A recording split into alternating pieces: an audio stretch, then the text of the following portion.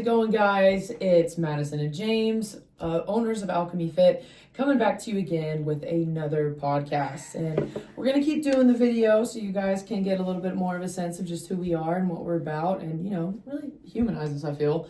So we're coming at you guys on Wednesday, November 12th. So whatever day it is for you, whatever day you're listening, hope you're having just an awesome rest of your day.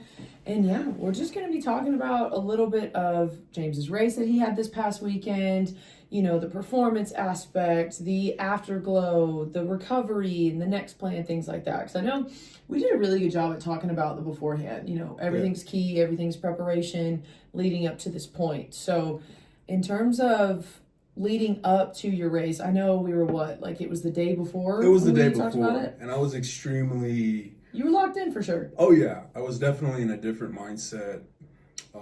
That's just what I do. I think you can relate to that. Well, you have to if you're going to, because it's being intentional about anything, which is awesome. And so with that being said, like kind of walk us through like Saturday. What was your routine leading up to the race? Well, the night before, I always want to start with the night before. The night before I took easy. I ordered some pizza from a local pizzeria called Capital Pizza. It's really good. My dad came into town that night, so I wanted to make sure that we didn't have to, you know, go here, go there. I wanted to make sure as soon as he came into town, everything's chill. Everything was chill. So I got the pizza. When he arrived in town, we ate, we talked, and we went over strategy. My dad is, you know, he's a heck of a leader from his military training and just what he did in the oil field and so forth. So I always value his insight. Right. Especially when it comes to running, because I'm like father, like son. My dad ran a lot, wishes he still could, but he still has that knowledge and that gospel. He's willing to drop on me, low-key gospel, just, hey, you know, do this. Yeah, he's got that fatherly wisdom too. Absolutely, absolutely. So the night before was about just anchoring into that mindset. Yeah. And, you know, I've been doing super calm packets. So the orange creamsicle one, I made sure to have that. And for any of you who don't know what Super Calm is, it is a product that I highly always recommend to clients. It's a powder based, and it's a supplement that has ashwagandha, L-theanine, vitamin D3, and magnesium. And so it's great if you feel like you're experiencing hormonal imbalances, if you're very lethargic, pretty much exhausted, and just not feeling like yourself. This is a powder-based supplement to where you can either get it in a full scoop, almost like in a pre-workout container, or you can get it in individualized packets. And it's just been fantastic. I mean, I personally take it, James, just like you were saying, you take it, and it was a big hit. Like I found it on TikTok and everybody became obsessed with it. And so I was like, okay, because part of our job is trying supplements like you guys have seen before, where we try a protein drink or something like that. So I tried it, loved it, thought our clients could benefit. And any client that I've recommended it to absolutely loves it. Says they've gotten better sleep, that they're not as stressed out, that they feel more energized in themselves again.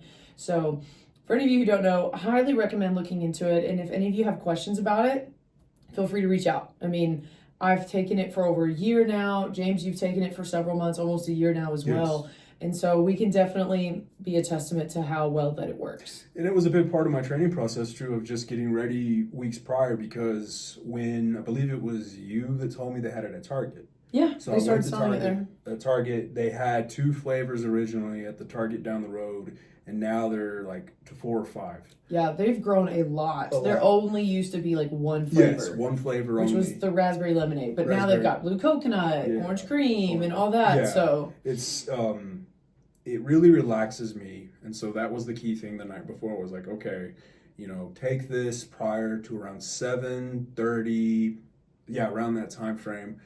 And, you know, my dad and I, we ate the pizza, we watched wrestling, you know, to kind of just wind the evening down.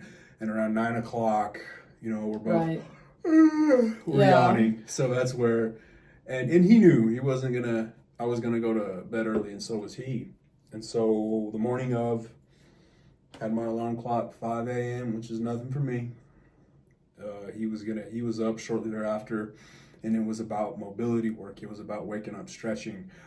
I had a cup of coffee that morning, which the day prior, I had one before. Now, mind you, I had gone 2 weeks without coffee. Right. So the initial taste felt good. Yeah, of course. But my body was like, well, this isn't green tea. Yeah. So my stomach at that point was like, okay, this is interesting. This is, all right, we remember this, but this may have not been what we wanted.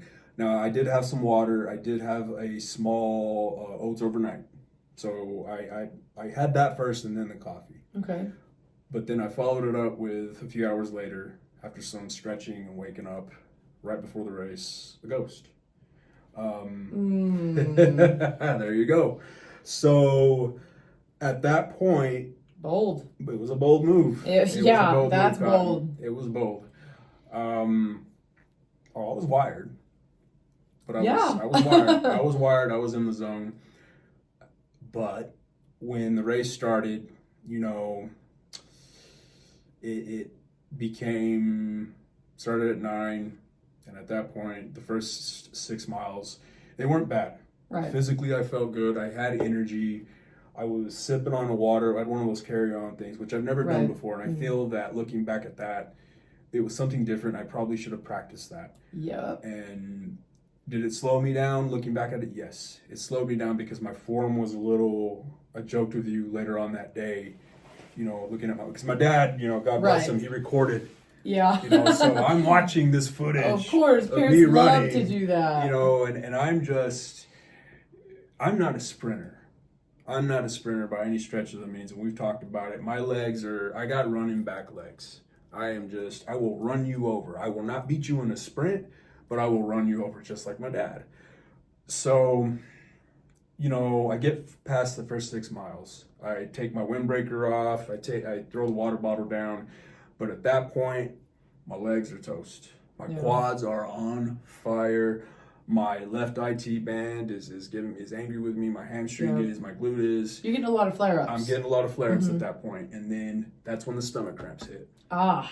So those last 7 miles were the toughest 7 miles of my life. Yeah. And I'm not being facetious. I'm not being, that's not exaggeration. That was tough. And that was... You hit your wall. I hit my wall. But I'm not going to let that wall stop me. I was not going to let anything stop me. You started the race. You were going to finish it. I was going to finish it. So I ran through that wall, especially, and now that I'm a few days away from the race, especially today, I've been really thinking about it more. That mile 8, when I was on that hill, if you follow me on Facebook, when I posted it on it, you saw it. A lot of other people saw it, but that's when the clarity hit. That is when it became evident to me, all right, I'm going to finish this race. It's not going to be easy. Yeah. But I'm going to finish this race. And then that's when the new goals in my head appeared. Like, all right, what do I want to do next? What can I do next? What could I have done differently in terms of what did you learn from whatever? Yeah. And then it just all came full circle because, like I told you yesterday when we were on the road, it was like you popped into my head with what about the whole stomach thing. Yeah. Because I knew you weren't going to be too happy with that.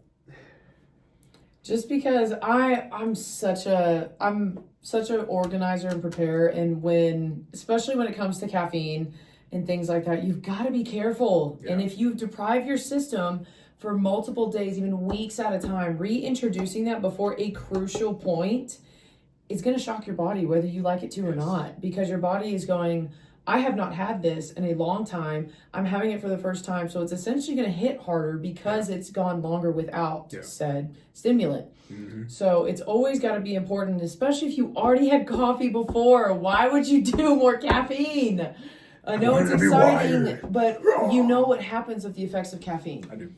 If it is a short instant caffeine, which is in most energy drinks and pre-workouts, it's going to hit you like a Mack truck right at the beginning, and then you are going to crash when you burn that out. Yeah. Which is essentially what you did. Yeah. Because you hit that certain wall and you crash from it, and then your body is going, and because of the caffeine, your body's really dehydrated at that point. Yeah. Because it had enough, it didn't have enough carbohydrates to keep you going. The energy was low. It was producing only out of its own engine, which is very hard to do.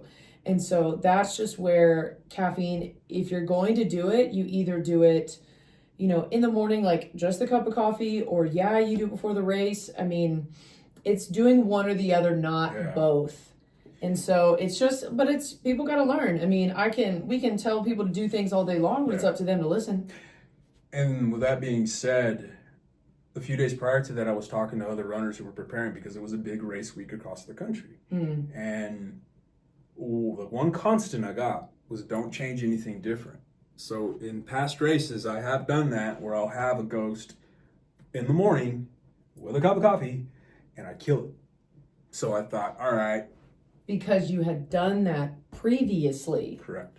So that's where it's trial and error. Life is trial and error. And, you know, when I was up on top of the canyon at Buffalo Springs, you know, that's when I knew at that point, okay, I'm on the last, you keep looking at your watch, mile 10, mile 11, mile 12, and I'm like, I'm going to do this, but it's going to be, you know. It's going to be rough. It's going to be rough, and it was rough. Pretty, it wasn't going to, and it wasn't. It was numerically, and my Strava was very kind to me because if you have Strava, it can give you AI insight of like, oh, you did terrific. You did terrific. Tell them what Strava is. Strava is an app that you can get it for free or you can pay for. It basically records your runs, your workouts. Years ago when I was living out in the Pacific Northwest, I used Runkeeper initially when that was becoming the thing. And so that's what turned me on to taking really good track of my data, especially my runs. Strava right now and Runna are the two top ones that a lot of the serious runners use. Larry was the one who introduced it to me. So I got it. I paid for the whole year. I don't regret it because it's been very valuable with the insights towards my breathing, my heart rate, my just overall speed. And what I encourage anybody to do that if you're listening to this, keep track of your data. Keep track of it, whether it's written, take pictures. I tell this to my clients all the time because believe me, you're going to want it in the future. I regret not taking enough data from 10 years ago, 15 years ago. Oh, I agree. Because I don't think we have any like real origin before pictures, either of us on like our original journeys besides like high school or something like that. But I mean, it's important. It's how you track progress. It's how you know that your work is producing a whole lot more results than you think it is. So, you know, I knew that it wasn't going to be a pretty set of results. Right. I had, out of the 13 miles that I ran, 2 of those miles were 10-minute miles, which statistically speaking, when I'm on race day, I usually shave off 1 minute because I'm just running faster because I'm that. But this race was not the case. 2 10-minute miles, and the rest of the miles were 11 minutes, 12 minutes, which, you know, hey. Yeah. You got to learn. I got to learn. And so it became very, very much when it was over, because I'll never forget crossing that finish line. There's video of it. My dad was, thanks, shout out to my dad here. He recorded me. He was his number one fan. Let me let you guys know. He was so excited for this. His dad looked up the racetrack and told him which miles were going to be harder, which hills he was going to have, like where he needed to pace himself, where he needed to go harder. Like his dad was his number one fan, and it was the like most adorable thing ever because he was posting about him and he was smiling ear to ear. He was so happy. So it's huge when you have support like that because you perform better. Because I can think of all the times that, you know, my parents came to my games and I performed better because I knew they were watching. Because I knew that they were enjoying watching me, being proud of me in that moment. And so when you know you have a support team, especially someone you deeply care about, it's a game changer. I bet that was very influential for you. It was very influential because I remember making the first loop and I didn't expect my dad's over here. You know, he crossed the bridge to get over the lake over there and he's waiting. And, you know, I'm smiling ear to ear. I feel like a kid again because there's my dad waiting for me. So, because like, but you just said something there that was a very good point. You know, 2 different origin stories, 2 different journeys. You know, I didn't get to really experience that as a kid. Yeah. And as a teenager. When I was like 3 years old, I played soccer. Yeah. Much like a lot of people, especially around here do. You know, and then after that, I did 1 cross country meet. My mom was there. And then that was it. Yeah. I didn't really have that moment to show that off to my folks until I remember 2019 Dia de los Muertos race here in Lubbock. That's when they both showed up, and that was like a big deal for me because, you know, I was sick that week. I got some sickness that this was 2019 November. So plot away, folks. Connect the dots on when I got sick with it, kicked my butt, but I still ran that race.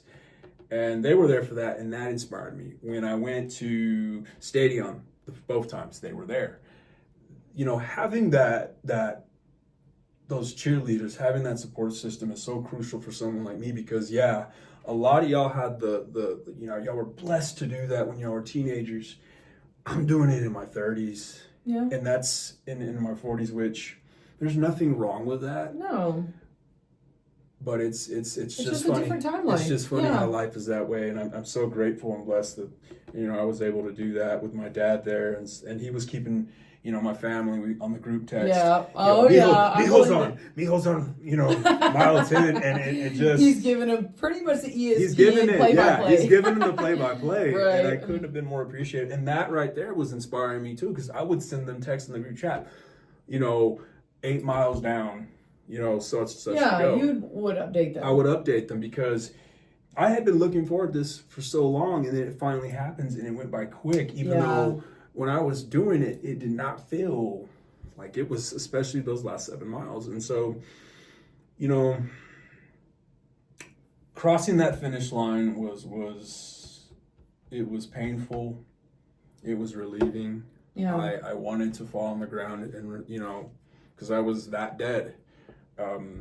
But you were feeling the weight of all of it at one point. At one point, I wanted to collapse, but I didn't.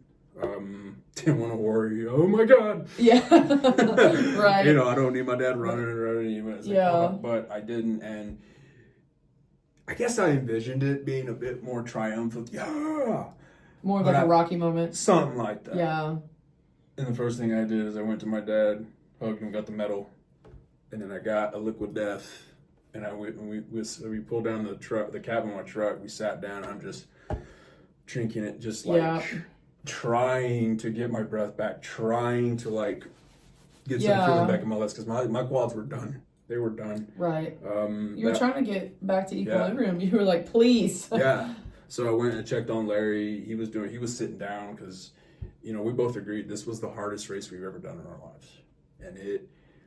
You know, they called it the toughest half marathon in Texas, the West Texas Running Club. Okay. They were right. It's got a reputation. Oh, it's got a reputation. And that was something, too, that during that last leg, when I'm seeing the other runners going, like, that inspired me so much. It really did. And I shared that with them on Facebook. I did a YouTube video on there, put it on there, and I shared that with them because you really, I know for me, the biggest takeaway for me, one of the biggest takeaways was just, you rediscover your love for something. Yeah. You rediscover your love for why I do this. You get your why back. You get your why back. And runners are different athletes. They're different people. I agree. I will stand by that. I agree. We are just a different type of machine. Yeah. And for better and worse. For better and worse. And I say for better and worse, better in the sense that not a lot of things can stop us because there were people getting hurt on this race. Oh, of course. Hobbling.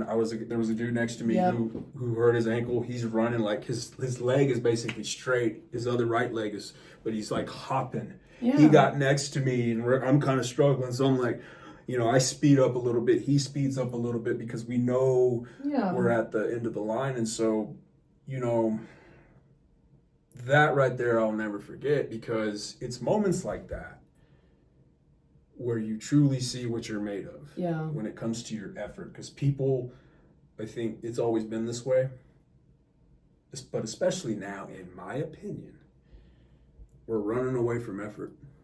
We are afraid of putting effort into the things that we want to you know, because effort takes work. And it takes time. It's not going to be an instant result. It's not going to be something that's easily achievable. You got to want it, and then you have to work for it. And you got to not stop working for it until you get it. And then once you get it, you know, there's some things once you get it, that's it. Yeah. That's it. You know you did it, you can check it off your list. But there are other things that, it's like health. You get to a specific point, now you got to continue to put even more work to maintain it. Yeah. And so, you know, we've been working together on trying to get my weight back down to 200 pounds. Yeah. Well, it got down to 200 pounds, yeah, folks. We did it took running a half marathon to do it. We got him under 2, so that's I was good. thrilled with that when I finally got home, because I told my dad, you're driving.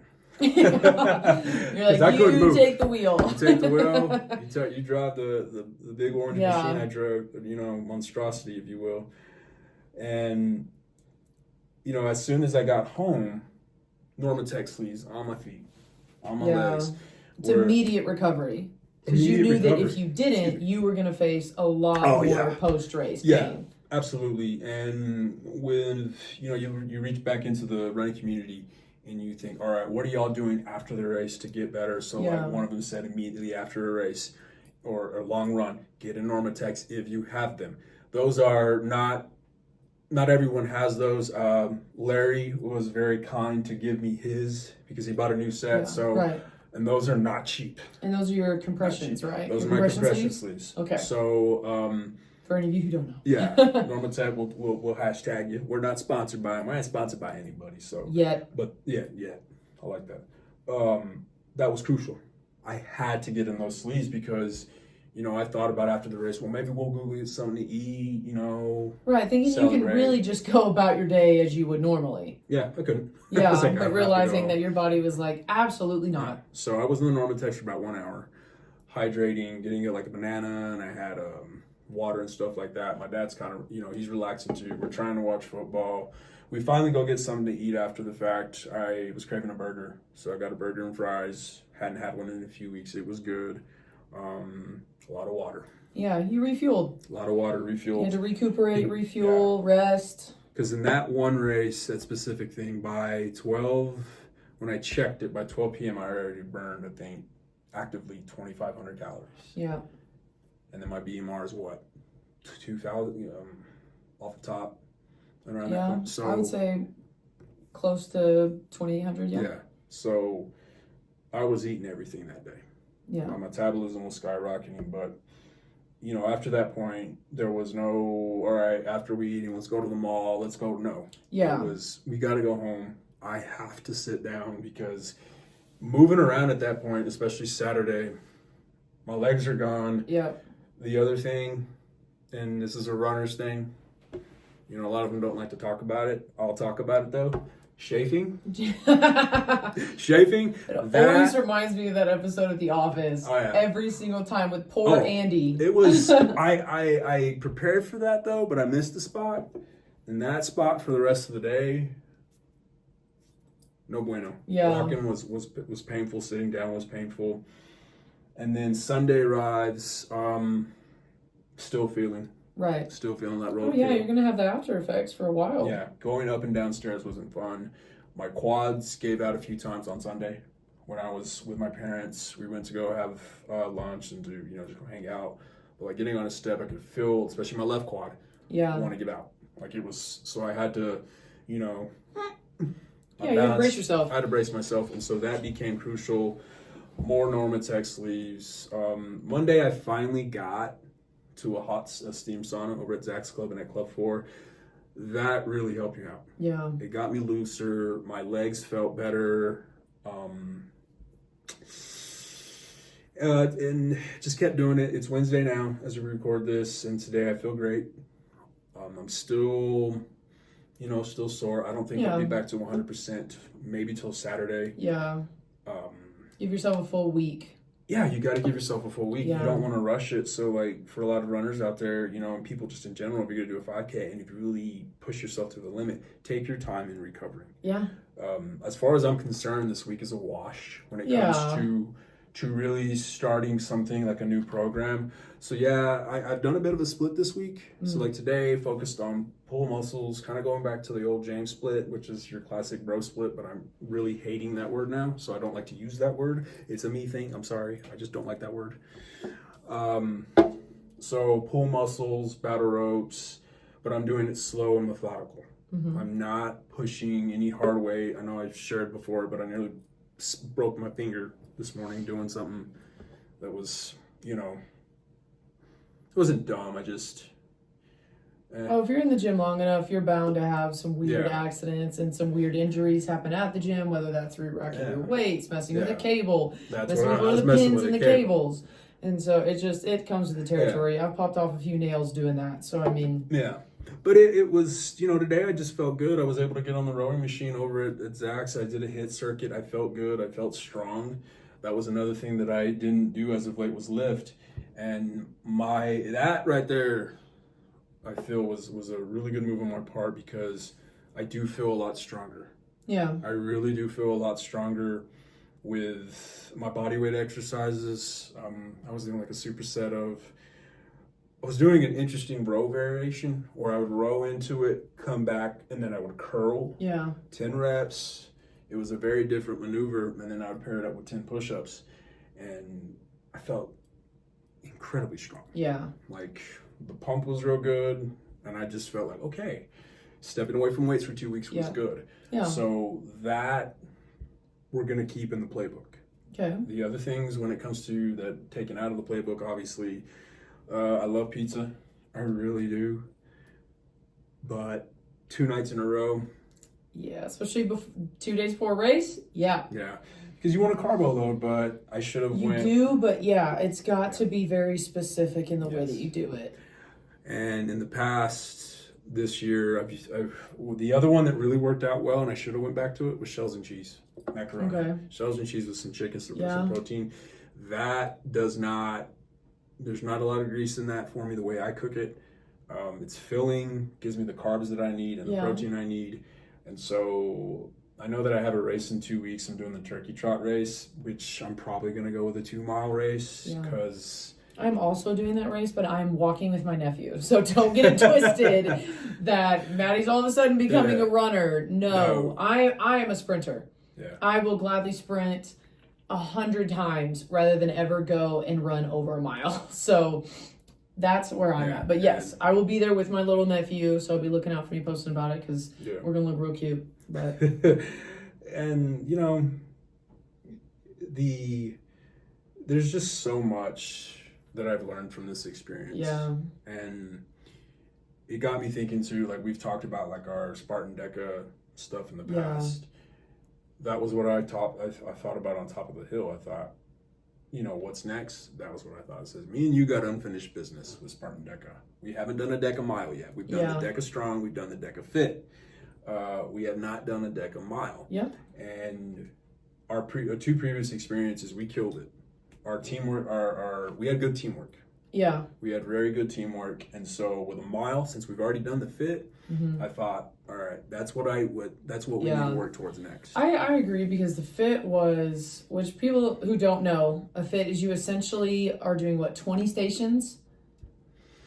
It's like 20 weightlifting stations 10. or 10? Yeah. Yeah, 10 weightlifting stations while running a 5K.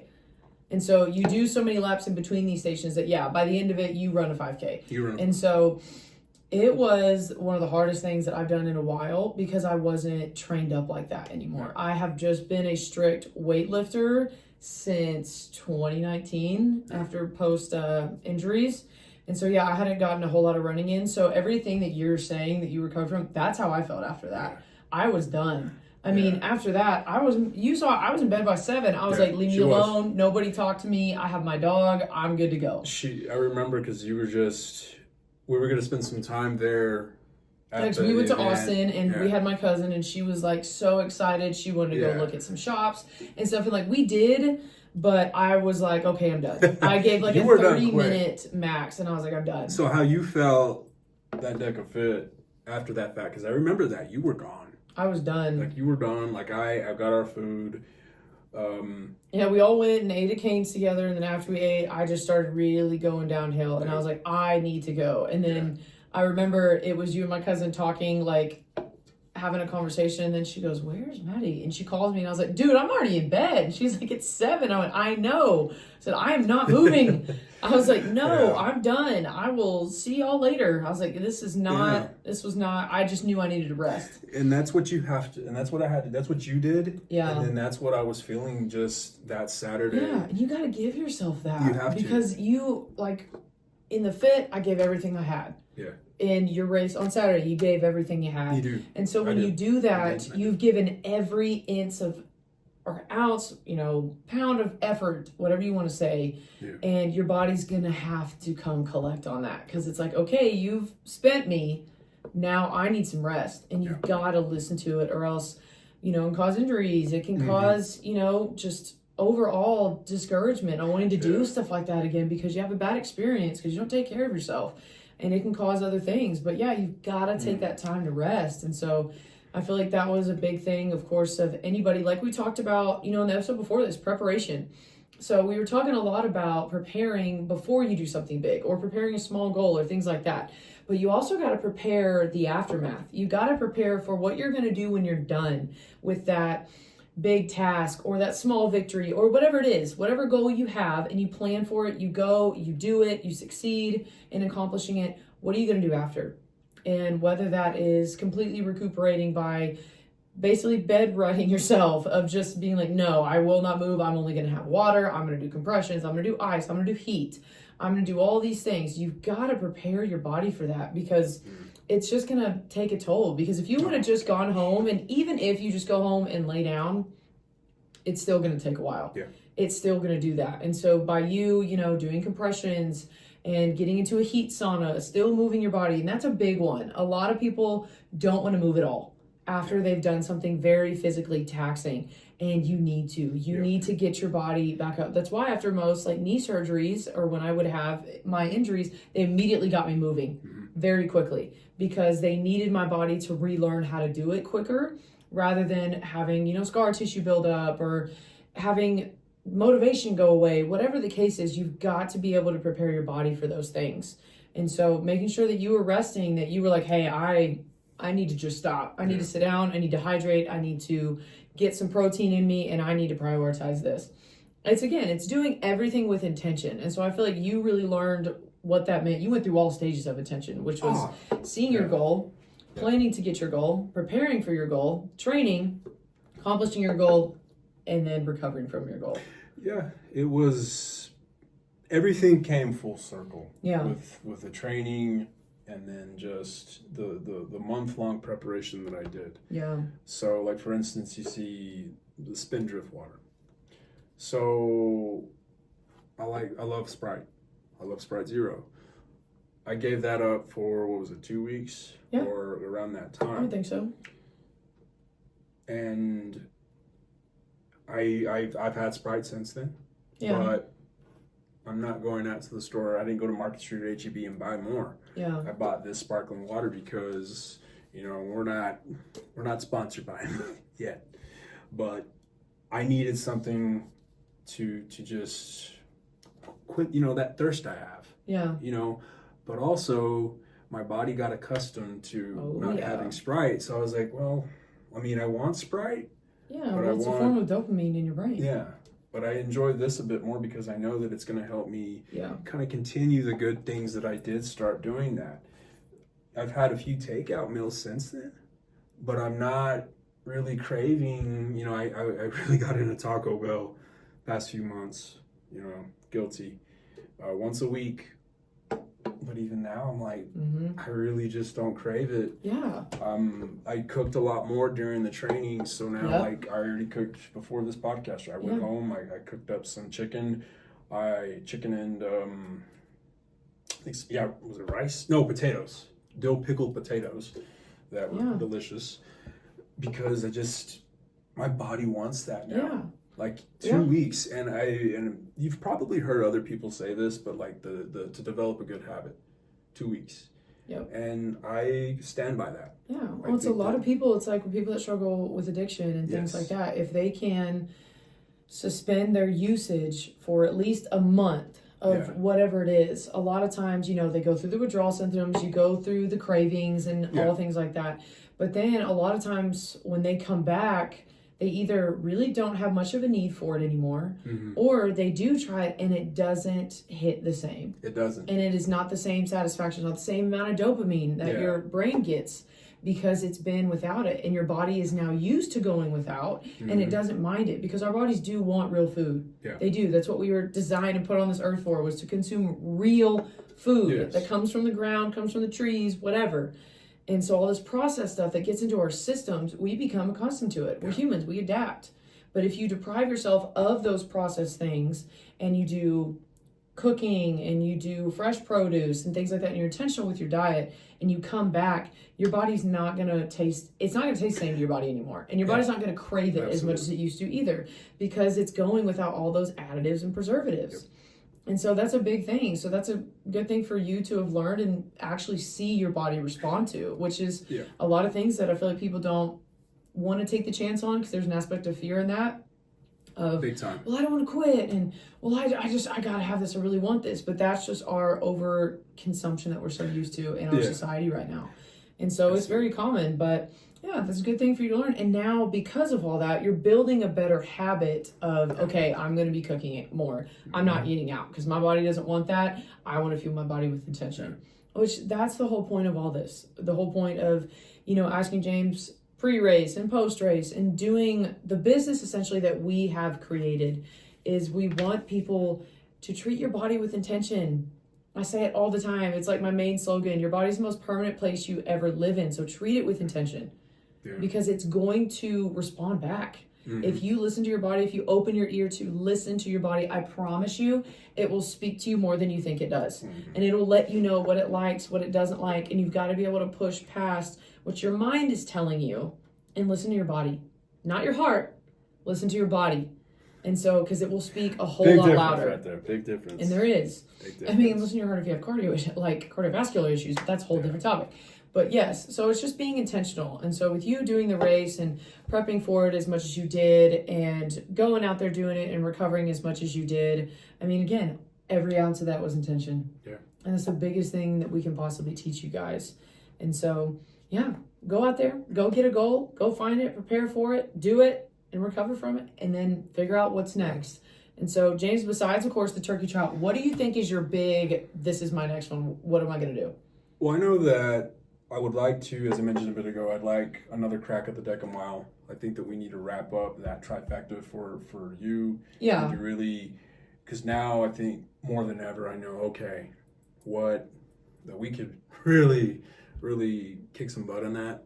Okay. So then what would be something just for you, though? For me? What do you feel like is your next? Why? I really want to travel and do a race outside Texas and New Mexico. There's so many races across, like in Oregon and in Washington, that I would like to go do. There's one that one of the local races here did over the Columbia River up in Oregon, which is, for those that live up there who are familiar with the territory, it's a canyon, it's a river, it's a forest. It was the best drive of my life when I was going through it. And then when I found out not too long ago that they did a race up there, a half marathon, I'm like, oh, sign me up. You're like, this is it. Because, this is my Everest. Here we go. You accomplish something. What's next? Yeah. And I believe in the last episode, and we may even off the camera, I talked about, like, when I accomplish something, there is a sense of, like, I almost can, in the past I've fallen into like a depression, full-blown depression, a mini depression, and I'm happy to say, I'm not depressed. That's not the case. That's not the case. I'm not sad. I'm not depressed. I'm hungry. You want the next thing. I want the next thing. So there is the Seattle Half Marathon, which does take place. Actually, it takes place here in a few weeks. Oh, wow. I'm not going to that. I thought about it one night. I was like, man, let's do it. You can do it. But I have to be smart about these things. Right. I want to be... Especially because you got to acclimate. You're in a new terrain. You need to give yourself time where you go either a couple times a year over there and practice that canyon race and do all that. But you found your next. I found my next. That's what I want. And even from the other thing too that I also want to do, that I would love to accomplish, is I would love to run more with people that I know. I want, like my dad, his inspiration, seeing him put in the work growing up, with him going into work at the oil field for 48 hours at a time, 24 hours at a time, and like he'd still come back and go jog. He put on his Nike, his Nike gear, his sweats, and go run for an hour. Yeah. You know, he misses that. And we talked a little bit about it after the race, about maybe walking, because you can do, these races, there's a lot of people that go to these races and they just walk, which is perfectly fine. We encourage that because at least you're moving. At least you're moving, right. I would love to have him be able to come out and walk like a 1 mile, because there's plenty of people that go and they'll just walk it. But I would also like, and this is me putting my 2 younger sisters, I would like to do a race with them. I would like to see them. Make it a family thing. Get more friends involved. Because that is one thing when you're a bit of a lone wolf, if you will. It's cool. You go to these races, you're by yourself. I get it. I've done it. But man, when you get a taste of having that like support system there, whether it's your family or your friends, or you're running with people like with Larry and stuff like that, it just amplifies it. It's a better, more fulfilling feeling that you get when you start and then when you finish. And so I would like to do a race at some point next year with, maybe it's a short race, a 2-mile race, but with people I know, when we just do it together. Do it together. As a team. Because the word that I kept coming, that kept going through my head this weekend and even this week, and it just might be the word for 2026 going forward, is perseverance. That word to me now represents, and it's a notion and an idea that, we can persevere together. Yeah, absolutely. Well, I feel like you guys as runners, like we were talking about before, what I did, I was a part of teams. Yeah. So I had teammates. That's what. As runners, you guys are a community. You are a huge one, because you can go anywhere in the world and have a language barrier and it still won't matter. And you just go like this and be like, you want to go on a run? And you can run with anybody. And so I think that's what is such a unique perspective for me as a very team-oriented person, of seeing how big of a community it is. Like run clubs everywhere. I mean, all of it is so communified. Where, like you said, you can easily, I don't even know if that's a word, but I like using it. But you were able to ask questions in these groups and see and have other people willing to, that you don't even know. You just know them from this, and then be able to give you advice on how to recover, how to prepare, what equipment to get. And that is so different, because other teams don't always talk to other teams. We're looking to see your weaknesses. We're looking to see how we can beat you. We're studying you. I mean, that's what we did as part of my experience in volleyball. But that's something different. And then, like you said, you want to build that. But I feel like now you want to turn your running community into a team. Big time. Because you want to do that with your family. You want to do that with people you know. And so, And so I think that'll be really interesting to see how that plays out and see who joins you. So, but stay tuned for that. We will definitely show you. For whoever joins him in his next team. But I want to start a new team. Which would be very cool. But that's all we really got for you guys for this one. We just wanted to make sure that we just continue to be ourselves with you guys. We want to make sure that that we go through things too, whether that is me earlier because I had an athletic career for most of my life, or him going through all of his athletic experience now, just whatever that is, because like we've said before, it's either one day or day one. So choose which one you want to do and prepare for it. Find yourself a goal, treat it with intention. But that's all we have this time. So you guys have an awesome rest of whatever day it is for you. Like we said, if you got comments on this, if you ran that race, great job, congratulations, way to go. Tell us about your experience. Tell us something that if you wanted to see us talk about in the running community, maybe we even talk to some of you guys and come on here and tell us about your experience with the running community and how you've trained or anything like that. Please feel free to reach out to us. But you guys stay awesome and stay safe out there, and we'll see you next time. Adios.